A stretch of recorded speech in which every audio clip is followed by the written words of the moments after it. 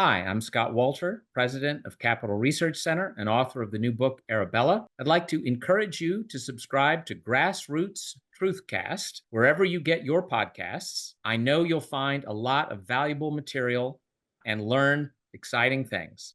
Hi folks, Kent Emmons here, founder and CEO of Crave News. There's a big market for a news network that targets a younger audience by serving up real news in a way that's raw, edgy, and unfiltered. Crave News is about to launch, and this is your opportunity to become a founding shareholder. Get ready to write down this number, and I'll text you a link to more information. Become a founding shareholder in Crave News and own a piece of the next generation of news. Crave News, real news, no BS. 16 minutes after 7 o'clock. People have been waiting and waiting and waiting for this moment. And Michael, I'm going to give you the honors of the introduction. No, let me just say this. We got the Velvet Hammer in studio with us this morning via Zoom, and the studio crowd is, well, can I just say excited? Good morning, Gene. I consider this rather titillating. You've been with us. You were with us last week. We talked mostly about Katrina last week. We've had a couple of weeks, but since we've been able to really nail down some politics and talk about what's going on in Washington, I know you've got a lot of stuff on the table this morning that you want to talk about. HHS Secretary. He really took a beating yesterday from some of these so-called senators, scoundrels, really, if you ask me. There was a dinner last night we're going to talk about. More on that in just a minute. You know, Zuckerberg and Gates and all of those guys were eating dinner last night with Trump. So we're going to give you more on that. But the very first thing I want to talk about is something that really excites me, because this is the beginning of the end of fentanyl and what's the other drug, Gene, that methamphetamines that are so damaging to our people in this country. Millions of people are buying this stuff. Thousands of people are dying because they take it.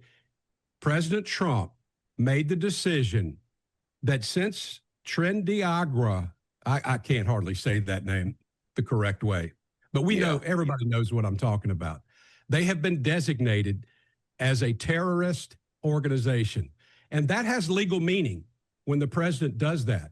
And that allows him to be able to utilize the military, just like we did against Soleimani over in Iraq. It's the same thing. They're a terrorist organization, and we're able to use the military, kinetic strikes against targets that we know are a part of that organization. That happened this week.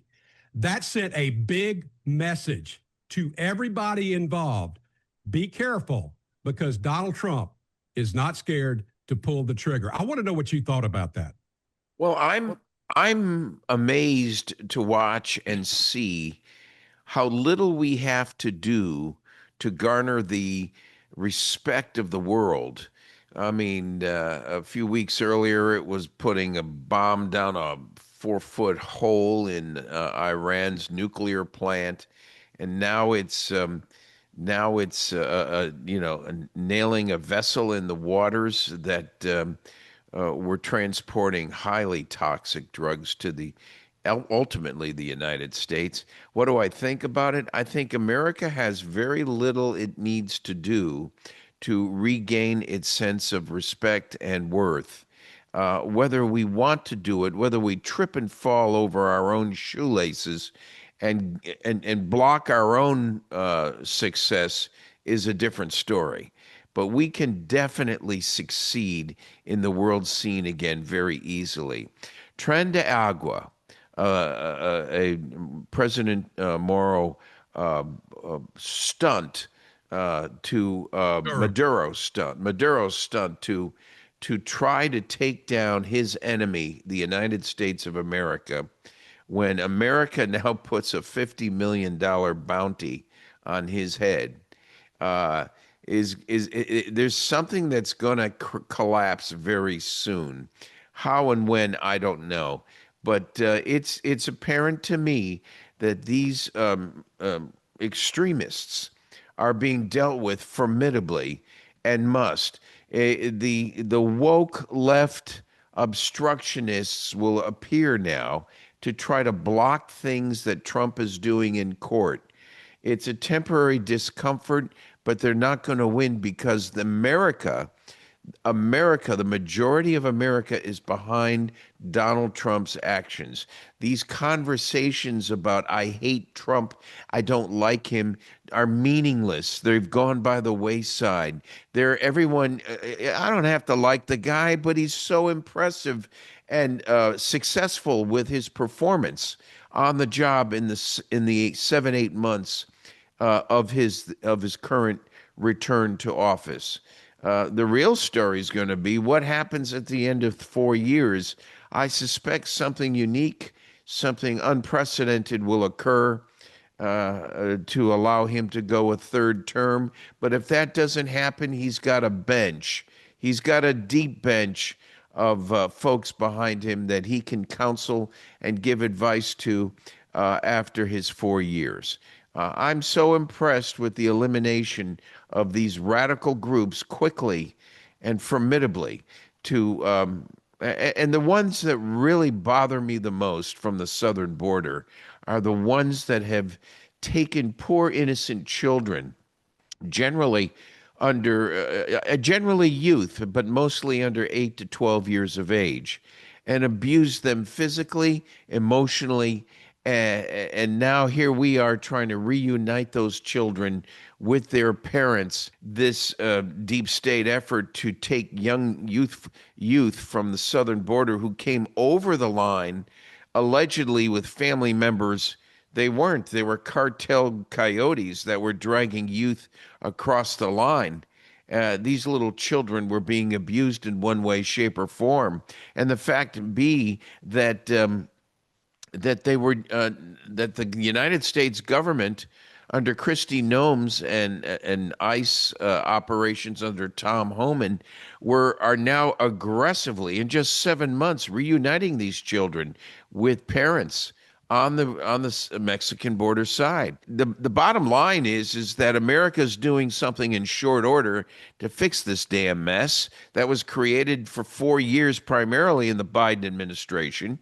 But the earlier issue you brought up about Bill Gates and Zuckerberg at dinner last night, I mean, let's face it. There's been a pattern of deep state bad behavior that goes back decades. And to think America has moved so quickly and successfully in just 7 months. The Zuckerberg and the Gates of the world, all of those folks, these were people that were 100% against Donald Trump. And to see him sit there with them in the White House having dinner, it's kind of funny because, he's putting he's letting them know who the boss is and that they messed up, but he's giving them an opportunity to change things, to turn it around. I think is where a police patch that says Dearborn, Michigan, and it also has Dearborn, Michigan police in Arabic. Now, what does that tell you about what's going on in Michigan? That's the question we got to ask. Gene, I think you're back. Yeah, I don't understand why Dearborn, Michigan is worried more about patches in Arabic on law enforcement sleeves and then in the same breath posturing to defund the police. This is obscene. And I think America has just about had enough of it. We talked years ago, and it happened, the complete meltdown of the Democrat Party. We saw Trump come back under unusual circumstances that were unprecedented.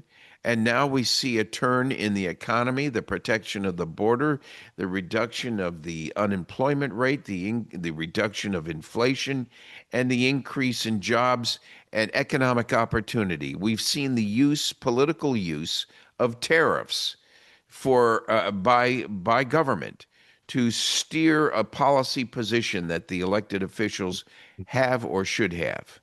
And then we see the stock market reacting to those tariffs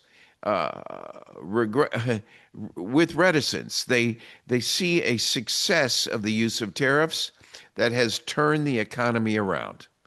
The question will be shortly just how soon Jay Powell reduces interest rates and an explosion of positivity in the stock market into 2026.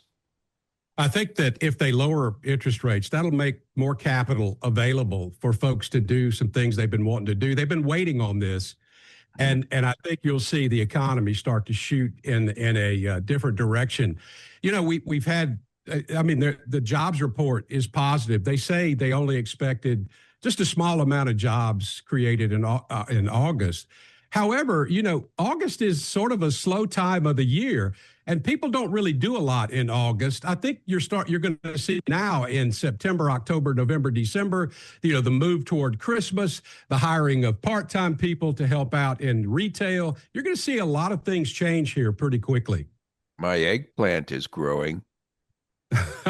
The heat of the summer has passed, and I came out this morning before our show this morning and had a sip of my coffee, and there's a dozen black eggplant hanging off the bush, and I'm saying, things are getting a little better around here. Now we're cooking. Let me ask you, is there any significance to that drone flying over the radio station? Oh, no. No, you're motivating people to shoot them down for this reason. Yeah, well, we don't want the drones flying over, and it could be some Democrats though flying a drone to see what's going on around here. They would be in a blimp. Yeah, they sure would. You're right. Gene, all right, we're out of time. I'm sorry that we had the bad connection, but we got most of what you wanted to say this morning. So thank you for joining us. We appreciate it. I look forward to it again. Thanks, Ted. Thank you, Michael. I think it was that darn sushi.